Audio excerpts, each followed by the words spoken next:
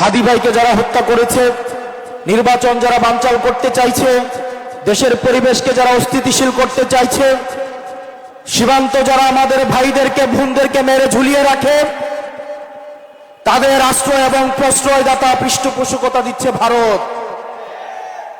ভারতকে স্পষ্ট ভাষায় বলতে চাই, যারা আমার দেশের সার্বভৌমত্বকে বিশ্বাস করে না,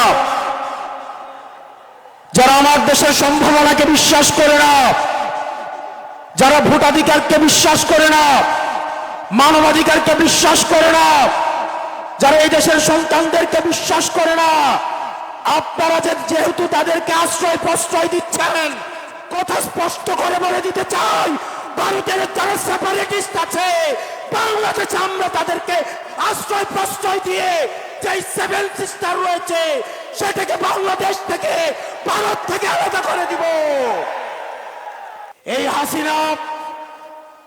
হাসিনার পৃষ্ঠপোষক স্পষ্ট ভাষায় দিনের আলোর মতো স্পষ্ট স্বচ্ছ, তাদেরকে ভারত অর্থ দিয়ে, তাদেরকে অস্ত্র দিয়ে, ট্রেনিং দিয়ে বাংলাদেশের বিরুদ্ধে তাদেরকে দাঁড় করিয়ে দিচ্ছে।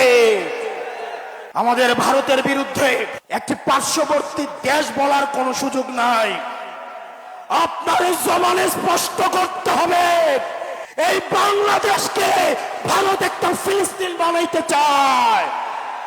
আমাদেরকে সবাইকে ঐক্যবদ্ধ হতে হবে।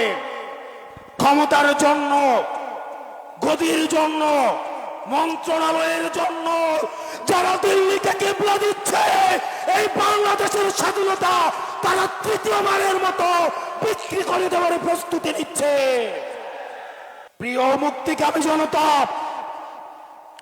আপনার আমার মৃত্যু এই নির্বাচন কমিশনের কাছে কেবলমাত্র একটি সংখ্যা। অথর্ব নির্বাচন কমিশন বলে হাদির মৃত্যু নাকি একটি বিচ্ছিন্ন ঘটনা। এই স্পাইনলেস মেরুদণ্ডবিহীন ইলেকশন কমিশনার, আমরা এমন একটি বিচ্ছিন্ন ঘটনা তোমার সাথে যেন ঘটে সেটির অপেক্ষায় থাকলাম। ইলেকশন কমিশনার কাদের প্রেসক্রিপশনে নিয়োজিত, কারা তাকে নিয়োগ করেছে? এরকম ইলেকশন কমিশন আজকে যদি চলে যায়, যে লাইন ধর্মী ইলেকশন কমিশন হওয়ার জন্য শাহবাগ থেকে শহীদ মিনার পর্যন্ত যোগ্য ইলেকশন কমিশনের খোঁজে পাওয়া যাবে, কিন্তু আমার ভাই হাদি যে অনন্তকালের উদ্দেশ্যে যাত্রা করেছে, আমার ভাই হাদিকে আর খুঁজে পাওয়া যাবে না। প্রিয় মুক্তিকামী সংগ্রামী জনতা, আপনারা জানেন আমাদের দেশের এক শ্রেণীর আওয়ামী লীগ রয়েছে, তারা শিক্ষক পরিচয়ে বিশ্ববিদ্যালয়গুলোতে কার্যক্রম পরিচালনা করে, যারা টকশোজীবী নামে হচ্ছে টেলিভিশনগুলোতে হত্যার বৈধতা উৎপাদন করে, যারা নাট্যকর্মী পরিচয়ে, যারা নাটক সিনেমাতে আমাদের মতো সংগ্রামী মানুষের মৃত্যুর বৈধতা উৎপাদন করে,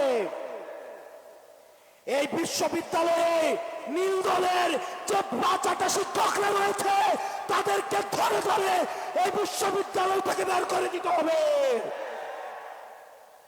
এই নাটক সিনেমা থেকে আওয়ামী মুজিবের ৫টা এসব শিল্পকর্মীদেরকে দেশ থেকে বের করে দিয়ে ভারতে পাঠিয়ে দিতে হবে। ক্ষমতার লোভে অন্ধ হইয়েন না। আজকে যদি আমার বুকে গুলি লাগে, আমি জানি এই ধরনের একটা প্রোগ্রাম হবে, এসে বক্তৃতা দিবেন, তারপর চলে গিয়ে আবার হচ্ছে সিট নিয়ে নেগোসিয়েশন করবেন। অনেক দল রয়েছে, যেহেতু আরপিও সংশোধন হয়েছে, এখন অন্য দলের মার্কায় নির্বাচন করতে পারবে না বলে নিজের দলের মার্কা বিলীন করে দেওয়ার জন্য তারা রেডি হয়ে আছে। এগুলো দিয়ে জাতীয় ঐক্য হয় না। এসব জাতীয় ঐক্য, এগুলো নাকি আমাদের হাদি ভাইয়ের রক্ত এই জাতীয় ঐক্যের আঠা হয়ে আসুক, সেটা আমরা চাইনি। আপনারা যদি দেশের প্রশ্নে, সার্বভৌমত্বের প্রশ্নে, বাংলাদেশের প্রশ্নে দলীয় স্বার্থের ঊর্ধ্বে উঠে আমরা 1 আগস্ট, আমরা 3 আগস্ট 2024 সালে এই শহীদ মিনারের বেদিতে দাঁড়িয়ে যেভাবে আমরা ফ্যাসিবাদের বিলোপ এবং নতুন রাষ্ট্র ব্যবস্থা বিনির্মাণের যে এক দফা দাবি দিয়েছিলাম, আমাদের সেদিনের মতো আবার ঐক্যবদ্ধ হতে হবে। ও ইনকিলাব, ইনকিলাব, দিল্লি না ঢাকা, দিল্লি না ঢাকা, ইনকিলাব, ইনকিলাব, আপোষ না সংগ্রাম, দালালি না রাজপথ, দালালি না রাজপথ, আপোষ না সংগ্রাম। আমরা সবাই হাতি হব, যুগে যুগে লড়ে যাব, আমরা সবাই হাতি হব।